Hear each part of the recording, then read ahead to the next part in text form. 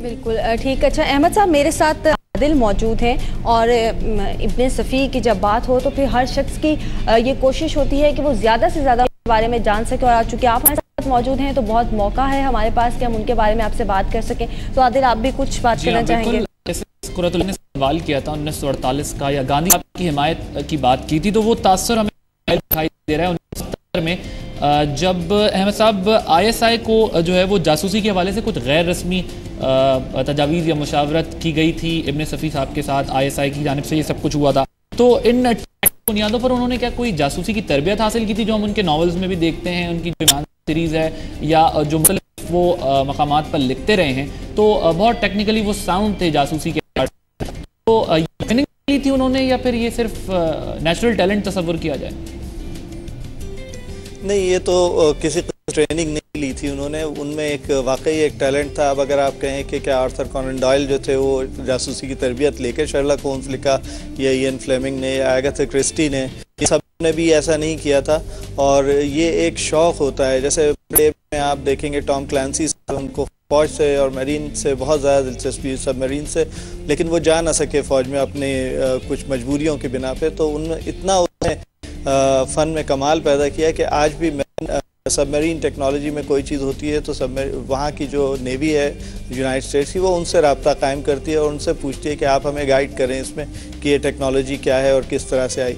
इसी से साहब जो थे, मेरे वालिद साहब, उनका भी तजर्बा, उनका जो मुताला था बहुत ज़्यादा था और उनको शौक़ इसी फ़न का था। तो ये जो चंद लेक्चर्स उन्होंने दिए ISI ने, स्पीकर्स होते हैं मुख्तलिफ में, मुख्तलिफ कॉन्फ्रेंसेस में, उनको बुला के उनसे आर्ट ऑफ डिटेक्शन पे, सुराग रसानी के फ़न पर आप हमें रोशनी डालें और हमारे लोगों को मुतारिफ, तो वो उन्होंने उस पर किया।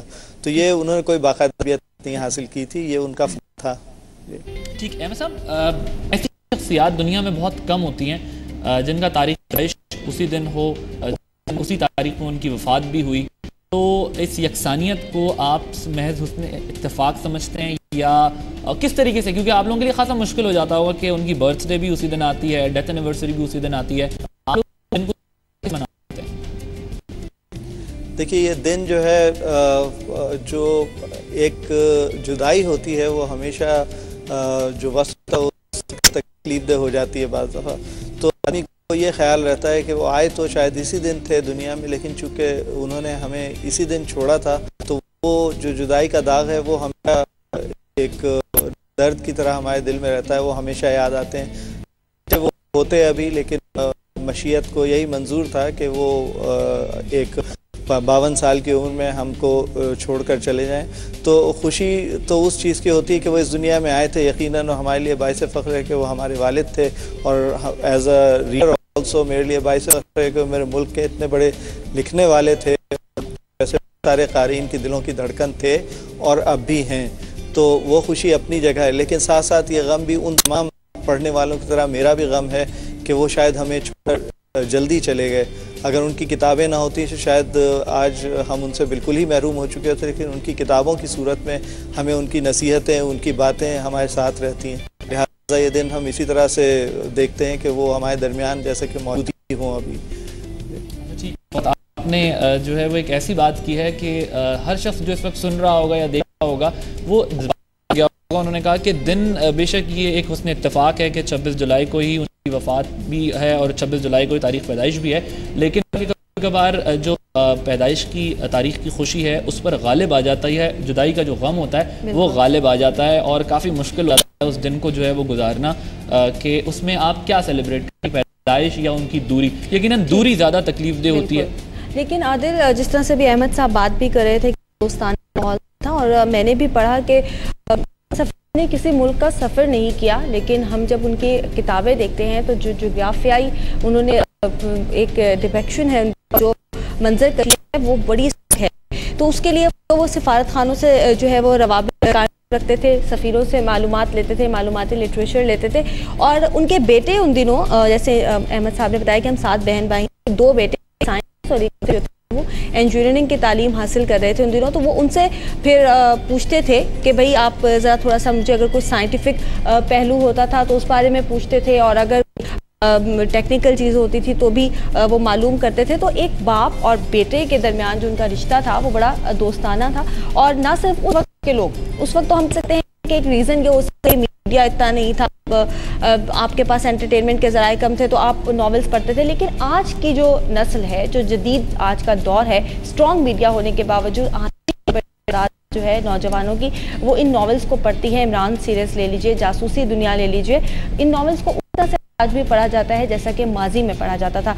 सुनोविया चौधरी ने इस हवाले से एक रिपोर्ट तैयार की है, आपको दिखाते हैं। मेरे लबों पे ये मुस्कुराहट, मगर जो सीने में दर्द सा है, इसी जगह क्यों भटक रहा हूँ अगर यही घर का रास्ता है। इब्ने सफ़ी 26 जुलाई 1928 में एक गांव नारा में पैदा हुए। इनका असली नाम इसरार अहमद था। इब्ने सफ़ी मुल्क के नामवर शायर, नॉवल निगार होने के साथ साथ तंज़ो मज़ाह में भी खास मकाम रखते थे। इनके तहरीराती कामों में जासूसी दुनिया और इमरान सीरीज शामिल हैं। इब्ने सफ़ी को न सिर्फ पुराने वक्तों के लोग बल्कि आज के नौजवान भी इनके जासूसी नॉवेल्स को बहुत पसंद करते हैं।